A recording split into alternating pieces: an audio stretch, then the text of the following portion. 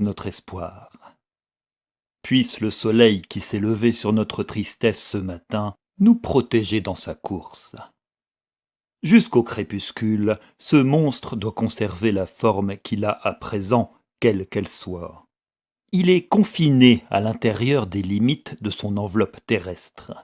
Il ne peut se mêler à l'air ni disparaître à travers des fentes, des fissures ou des failles. S'il traverse une porte, il doit d'abord l'ouvrir comme un mortel.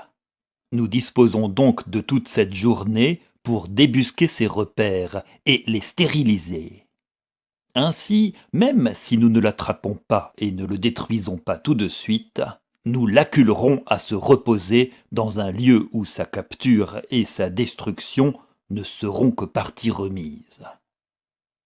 À ces mots, je réagis, car je ne pouvais me contenir plus longtemps à l'idée que les minutes et les secondes, si précieusement chargées de la vie et du bonheur de Mina, étaient en train de s'envoler loin de nous, puisque, pendant ces palabres, toute action était impossible. Mais Van Helsing leva sa main en guise d'avertissement. « Non, ami Jonathan, dit-il, en cette matière, les raccourcis ne font que rallonger le chemin, comme le dit votre proverbe. Nous agirons tous, et tous avec la rapidité du désespoir, lorsque le temps sera venu. Mais réfléchissez. Selon toute probabilité, la clé de la situation se trouve dans cette maison de Piccadilly. Le comte peut avoir acheté plusieurs résidences.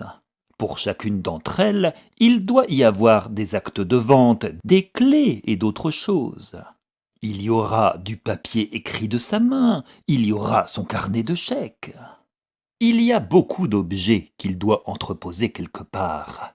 Et pourquoi pas dans ce lieu si central, si calme, où il peut aller et venir par devant ou par derrière, à toute heure, lorsque, au beau milieu de la cohue, il n'y a personne pour le remarquer.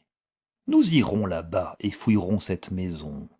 Et lorsque nous aurons appris ce qu'elle contient, alors nous ferons ce que notre ami Arthur appelle, dans son vocabulaire de chasseur, débusquer notre vieux renard dans sa tanière. Alors, qu'en dites-vous ?